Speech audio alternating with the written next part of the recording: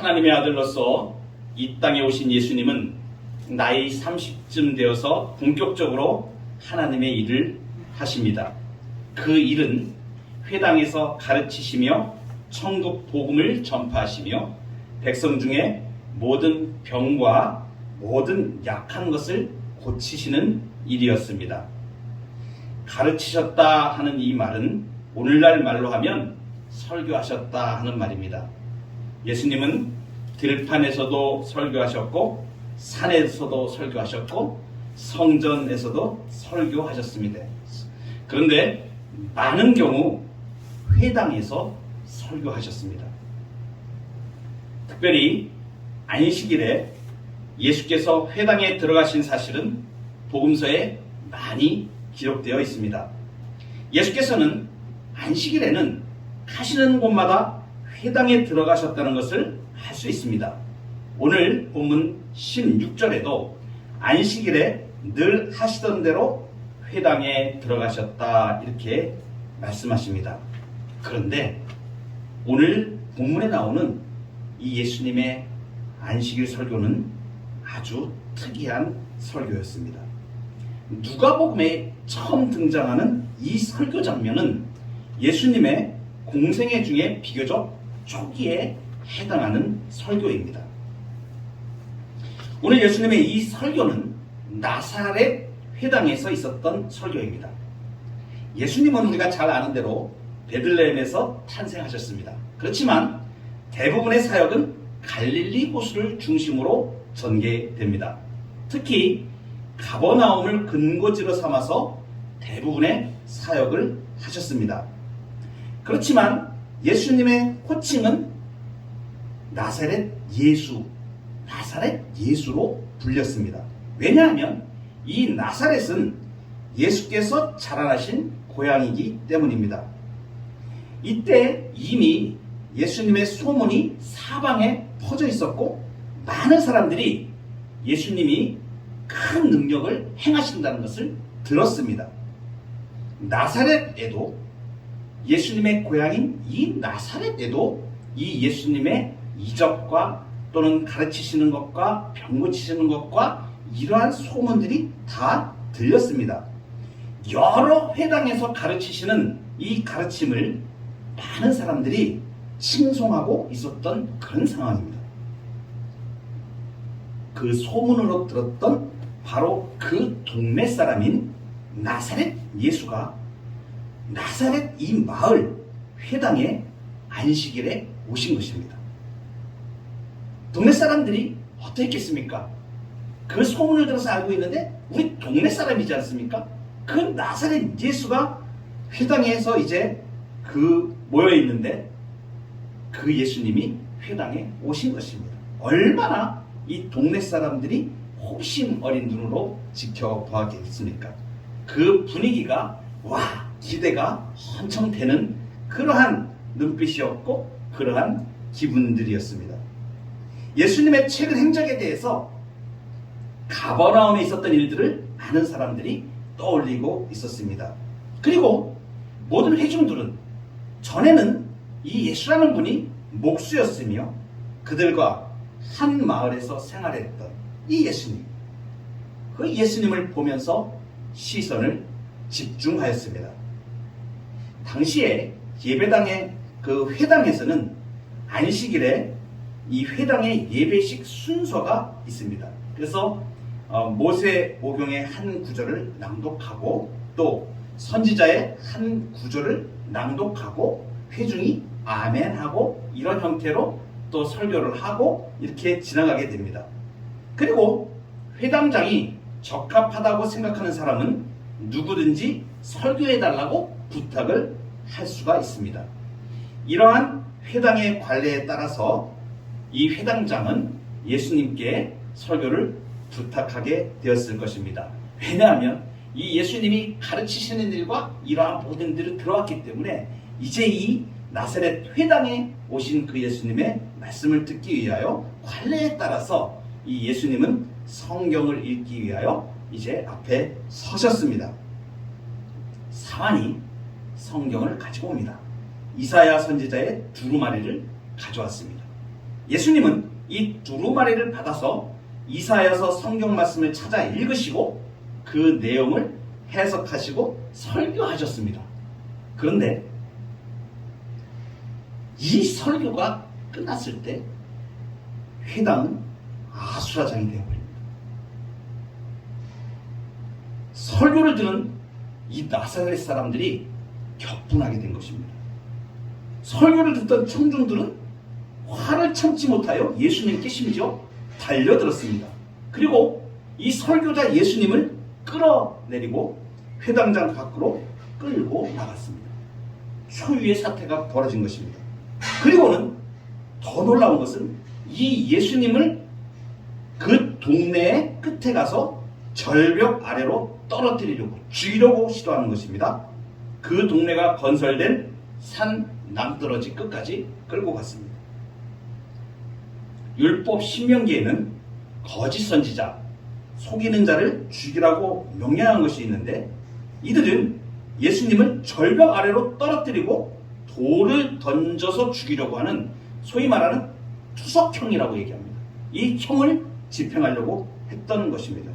그러니까 설교를 하기 전에 예수님은 지금 불과 얼마 전에 그 동네 사람들이 가버나움과 온 그 주변에서 있었던 이적과 가르침을 듣고 흥분되어 있어서 호기심을 갖고 아주 이 예수님에 대해서 우호적인 태도로 회당에서 그 말씀을 들었는데 이 예수님이 이사야서를 읽고 나서 설교를 하고 나서 이 나사렛에 있는 사람들이 완전히 적대적으로 돌변을 해버린 이 초유의 사태가 벌어진 것입니다. 도대체 예수님의 설교가 어떤 것이었기에 이런 사태가 벌어지게 된 것일까요? 예수님이 읽으신 성경 말씀은 이사야 선지자를 통하여서 예언된 이사야서 61장 1절과 2절 말씀입니다. 그 구절을 오늘 우리 본문에서는 누가복음 4장 18절 19절에 말씀하십니다. 주의 성령이 내게 임하셨으니 이는 가난한 자에게 복음을 전하게 하시려고 내게 기름을 부으시고 나를 보내사 포로된 자에게 자유를 눈먼 자에게 다시 보게 함을 전파하며 눌린 자를 자유롭게 하고 주의 은혜의 해를 전파하게 하려 하심이라. 여기 맨 끝에 나온 주의 은혜의 해, 은혜의 해, 이것은 이 예수님이 읽으신 이 이사야서의 이 구절이 무엇을 지금 예고한 말씀이냐면 신년의 실현을 말씀하신 예언입니다. 구약에서는 신년은 일곱 번씩 77이 49 해가지고 7번씩 7번 7년씩 7번 이렇게 그 다음 해 77이 49 다음 해 50년째 이 해를 신년이라고 얘기합니다. 이 신년에 대한 규정은 구약의 레위기 25장에 잘 나와 있는데 이 신년은 땅을 수경하고 종들을 풀어주고 사람들의 빚을 청산해 주는 것을 포함합니다. 자유가 선포되는 것이죠. 그래서 이 신년은 대속죄일에 이렇게 선포가 되는데 이것은 죄의 용서로 하나님과 백성의 관계가 회복되는 것이 이 신년의 중심적인 사상이라는 것을 암시해 줍니다. 이 신년의 법은 가난한 자들을 돌보는 것, 빚의 굴레에 갇힌 자들에게 자유를 부여하는 것을 의미합니다. 그래서 이사야 선지자는 이 신년의 이상적인 이 일이 이제 기름 부음 받은 자를 통해서 실현될 것을 예언한 바로 그 장면입니다. 여기서 기름 부음 받은 자는 누굴 말하냐면 히브리 말로는 메시아 이렇게 말하고 헬라어로는 그리스도를 말합니다. 그러니까 이 기름 부음 받은 자 메시아 즉 그리스도가 오시면 이 희년 이사야가 예언한 이 희년이 은혜의 해로 성취가 된다 하는 것을 말해주고 있는 것입니다. 예수님은 이 이사야서의 말씀을 읽으시고 회당에 있는 사람들이 다 주목하여 보는 데서 이렇게 말씀하십니다. 이 글이 오늘 너희 귀에 응하였다. 무슨 말씀이냐면 주의 성령이 내게 임하셨다. 내게 기름을 부으셨다. 나를 보내셨다. 지금 예수님이 이사야서에 있는 이 말씀을 지금 누구에게 적용을 하고 있냐면 자신에게 적용을 하고 있는 거예요. 회당의 청중들을 향하여서 이사야서의 말씀을 쭉 말씀해 주셔서 이 사람 성령의 기름 부음을 받은 자가 지금 나다라는 것을 지금 말씀하시는 거예요. 그래서 3번씩이나 내게 주의 성령이 내게 임하셨다. 내게 기름을 부으셨다. 나를 보내셨다. 이렇게 4개를 반복하십니다. 예수님이 기름 부음 받으신 메시아 그리스도라고 지금 말씀하는 것입니다. 오늘 본문에 나오는 이 이사야서에 나오는 포로된 자의 모습은 어떤 모습이겠습니까? 포로. 이 모습은 정복자에 의해서 끌려가서 타국으로 강제로 끌려가는, 그래서 극심한 고난을 겪는 자신의 나라에서 추방당한 자의 모습입니다. 이런 포로된 자의 모습이 말해주는 것은 무엇을 말해주냐면 죄로 인하여 사단의 노예가 된 것을 표상하는 것입니다. 메시아는 이런 포로 생활에서 자유를 얻었음을 선포하고 실제로 자유를 주실 수 있는 하나님의 위임을 받은 분입니다. 그분이 바로 예수 그리스도십니다. 예수님은 죄로 우리를 묶고 있는 이 사단의 결박을 풀어 자유케 하시는 분이십니다.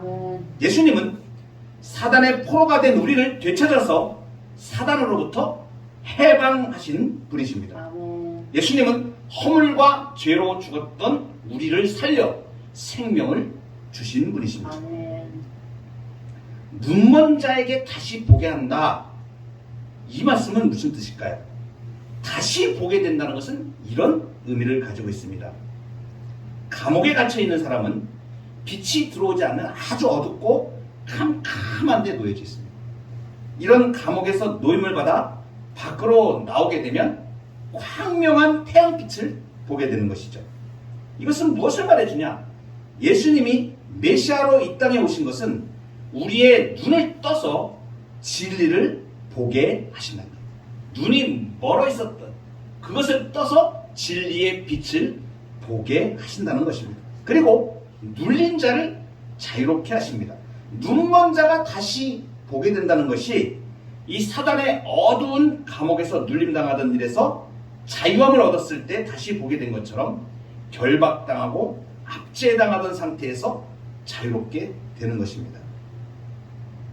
진정한 자유는 성령으로 기름 부음 받으신 메시아 그리스도 예수를 믿음으로만 얻을 수 있는 것이에요. 그래서 예수님이 오늘 본문 21절에 이렇게 말씀하시는 거예요. 이 글이 오늘 너희 귀에 응하였느니라.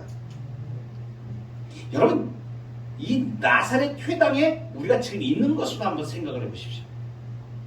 예수님이 지금 글을 쫙 읽으시고 지금 자신이 성령의 기름을 부음받은 자라고 지금 말씀하는 것입니다. 그리고 그 자리에 있는 나사렛 동네의 사람들에게 말합니다.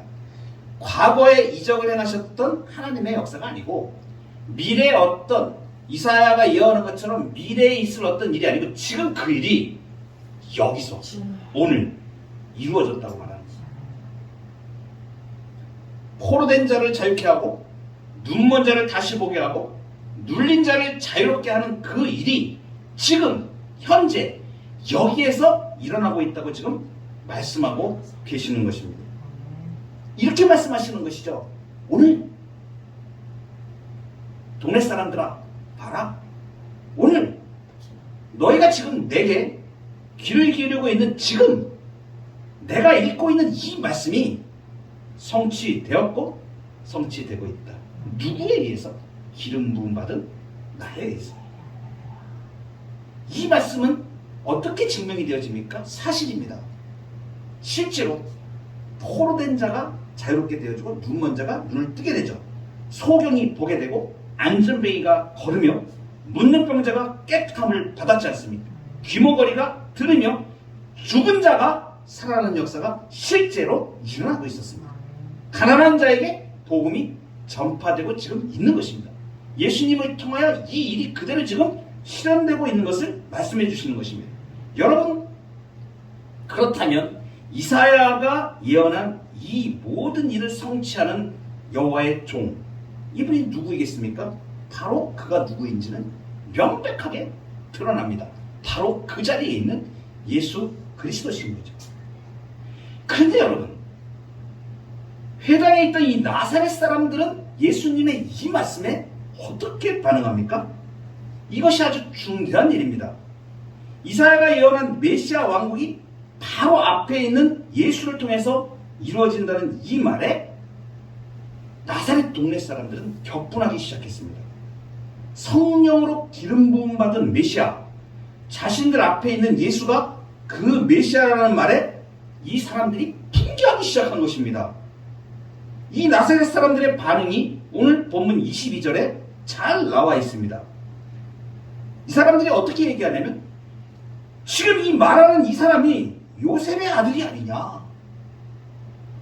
우리 본문에는 지금 누가복음에는 요셉의 아들이 아니냐라고 이렇게 표현되어져 있는데, 이 뜻은 굉장히 부정적인 표현을 지금 하고 있는 것입니다. 이 표현을 마가복음에 있는 부분으로 살펴보면 아주 상세하게 마가복음에는 잘 나와 있는데 이렇게 되어 있습니다. 이 사람이 마리아의 아들 목수가 아니냐, 야고보와 요셉과 유다와 시몬의 형제가 아니냐, 그 너희들이 우리와 함께 여기 있지 아니하냐 하고 예수를 배척한지라, 이렇게 마가복음에 기록하고 있습니다. 그러니까 종합을 해보면 무슨 말입니까?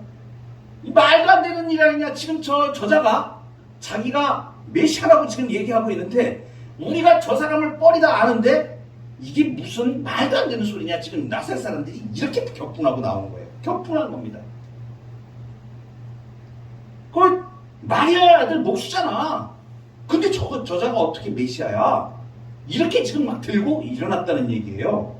그리고 아니 그 야고보, 요셉, 시몬, 유다와 시몬의 형제, 그 형제잖아. 그 사람들 우리가 다 알잖아. 근데 지가 메시아래. 이 말도 안 되는 일이잖아. 지금 이렇게 나가고 있는 겁니다. 이 나사렛 동네 사람들.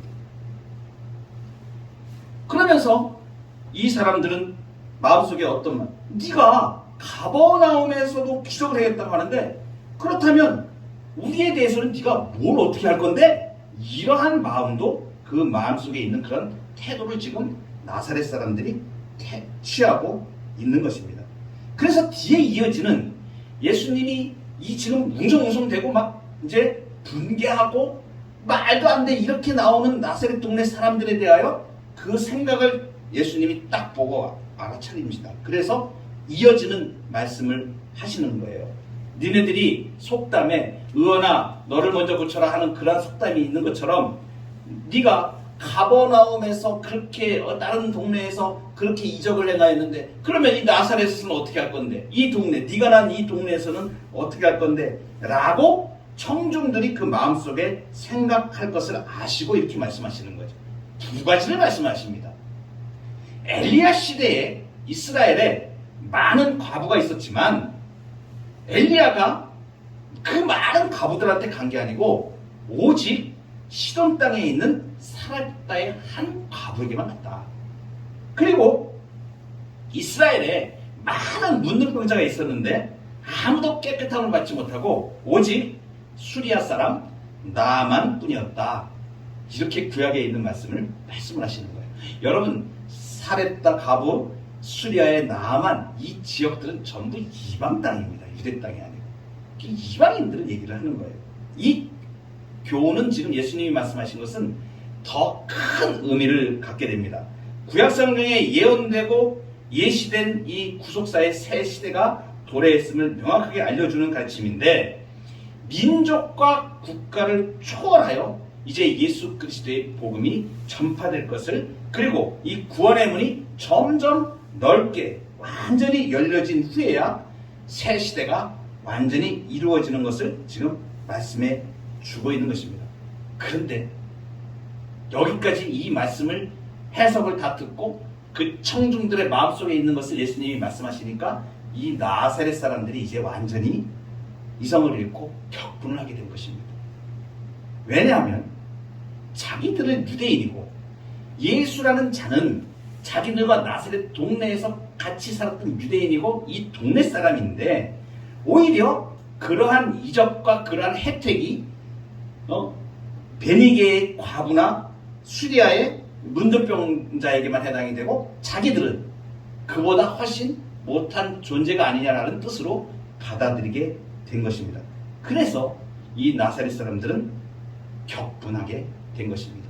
결국은 이들은 예수 그리스도를 이제 메시아로 인정하지 않고 이 자가 참남된 말을 하는구나. 구약 율법에 명시된 거짓된 것을 말하는, 율법을 거슬려 거짓된 것을 말하는 자이다. 이런 자는 우리가 율법대로 적당을 해야 되지 않겠냐. 그래가지고 예수 그리스도를 끌고 나가서 그 절벽에, 그 동네 절벽에 떨어뜨려서 투석형으로 죽이려고 지금 끌고 가는 사태까지, 이렇게 초리의 사태가 벌어지게 됐던 것입니다. 여러분, 오늘 이 사건 속에서 우리에게 말씀해 주시는 하나님의 말씀이 있습니다. 예수 그리스도를 배척한 사람들이 누구인가 하는 문제입니다.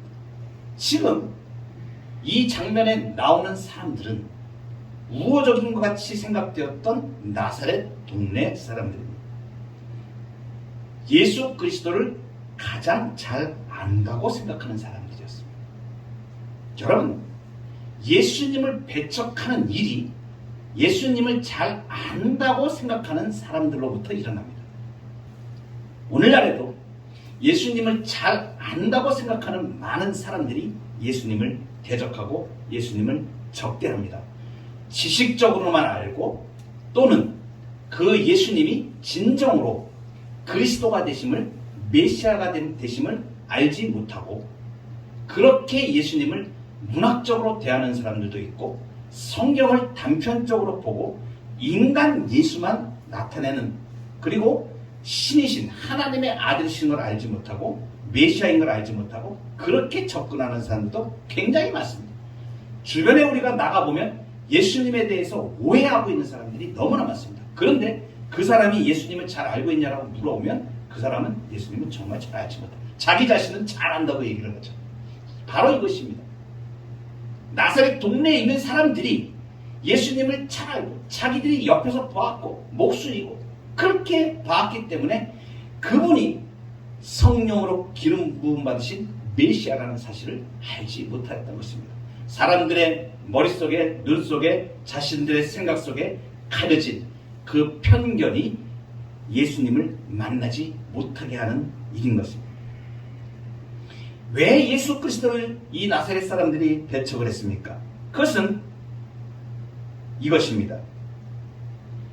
이사야서에 가난한 사람들에게 복음을 전한다. 포로된 자에게 자유를 준다. 눈먼 자에게 눈을 보게 함을 주신다. 눌린 자에게 자유를 주신다. 라고 했을 때 이 나사렛 사람들은 자기들이 가난한 자라는 것을, 그 예수님의 사명에 해당하는 대상자인 것을 깨닫지 못했던 것입니다. 자기들의 마음이 가난하지 못했던 것입니다. 자기들이 그 하나님의 은혜의 해를 누릴 대상자인 것을 깨닫지 못하고 있었던 것입니다. 자신들이 눈먼 자인 것을 깨닫지 못하고 있었던 것입니다. 자신들이 이 은혜의 해, 이제 영원히 우리 주님으로 통하여서 우리에게 주시는 놀라우신 이 자유를 얻는 이 해당자라는 사실을 몰랐기 때문에 이들이 예수님을 배척하게 된 것입니다. 사랑하는 성도 여러분, 우리가 하나님 앞에 비참한 자이고 하나님의 은혜가 아니면 우리가 구원받을 소망이 없는 죄로 인하여 영원히 멸망받을 수밖에 없는 자라는 사실을 하나님 앞에 우리가 정직하게 내어놓고 이 죄의 문제와 우리가 가진 비참함을 해결할 것이 아무것도 없음을 우리가 가난한 마음으로 하나님 앞에 나아갈 때 예수 그리스도를 의지하게 되어집니다. 참으로 중요한 것은 우리가 눈이 먼 자라는 사실입니다. 우리는 죄에 가려서 사단의 노예로 살다가 하나님의 진리를 발견하지 못한 상태로 살아갔던 자들이고, 그리고 믿는다고 하는 교회를 많이 드나드는 사람들조차도 예수님을 인격적으로 만나지 못하고 형식적으로 자신은 예수님을 잘 믿는다고 생각하며 그러한 신앙으로 살아가는 사람들도 눈이 멀어 있기는 똑같은 사실입니다. 바로 예수님을 바로 옆에 두고 메시아를 바로 앞에 두고 그들의 눈은 그 진리 대신 예수님을 알아보지 못했던 것입니다. 마찬가지로 우리도 이 땅을 살아가는 동안에 주님께서 계시하여 주신 말씀과 은혜 가운데 주의 성령으로 우리의 심령을 열어 예수 그리스도를 보게 하시는 그 은혜를 입지 않으면 우리는 예수님을 잘 알지 못하게 됩니다. 그래서 하나님의 은혜를 구하고 내 눈을 열어 주옵소서. 아멘. 내 영혼을 열어 주옵소서. 내 영안을 열어 주옵소서. 내 닫힌 눈을 열어 하나님을 보게 하옵소서. 이렇게 우리가 가난한 심정, 그리고 내가 눈먼 자임을 주님 앞에 고백하고 내가 포로된 자임을 고백하고 하나님 앞에 나아가야 됩니다. 또 하나, 이 나사렛 사람들이 예수님을 그리스도로 영접하지 않은 이유가 있습니다. 그것은 뭐냐면 이 사람들은 위대한 기적을 보기 전에는 그리스도를 영접하려고 하지 않았다는 사실입니다. 그들은 어디에 눈이 멀어 있었냐면 메시아라고 하면 거대한 이적을 일으키고 어떤 큰 능력을 이렇게 일으켜야만, 표적과 이적을 보아야만 그것에 의존하여 믿으려고 했던 그러한 사람들입니다. 그러나 진실한 믿음은 은혜로 성령께서 우리의 마음을 열어주실 때 그것이 가능하게 되어지는 것이지 이적과 표적에 의존되지 않는다는 사실을 우리에게 말해줍니다. 그래서 가난한 심령으로 말씀과 은혜 가운데 우리가 말씀을 받아들이고, 그리고 우리가 의지적으로 주님을 믿고 주님을 영접하고 말씀에 계시하여 주신 그 발을 따라서 섬기며 나아갈 때에 예수 그리스도를 분명하게 알게 되고 성령께서 부어주시는 그 은혜로 주님을 만나며 살아가게 될 수 있는 것입니다. 오늘 은혜의 해, 이것은 우리에게 임한 사실입니다. 우리가 예수 그리스도로 인하여 자유롭게 되었고 죄와 사망의 권세에서 완전히 해방된 자임을 예수 그리스도께서 선언해 주셨고 그 예수 그리스도와 동행하는 삶으로 나아갈 때에 우리는 진정으로 새로운 피조물로 이제 죄와 사망의 권세가 우리를 침해하지 못하고 우리를 좌우하지 못하고 완전한 자유 가운데 주께서 우리를 인도해 가시는 참된 자유, 진리와 함께 더불어서 이 땅을 살 수 있는 능력의 삶으로 나아가게 됩니다. 그 예수님이 지금 은혜의 해를 선포하십니다. 지금이 은혜 받을 만한 때요, 지금이 구원의 날입니다. 우리에게 세상은 아무 소망이 없지만, 세상은 우리에게 아무 답을 주지 못하지만 예수 그리스도는 은혜의 해를 선포하시며 우리에게 믿음의 주요 완전한 주로 우리에게 오셨습니다. 이 주님과 온전히 동행하는 복되고 복된 성도의 삶을 살아가는 저와 여러분 되기를 주의 이름으로 축복합니다.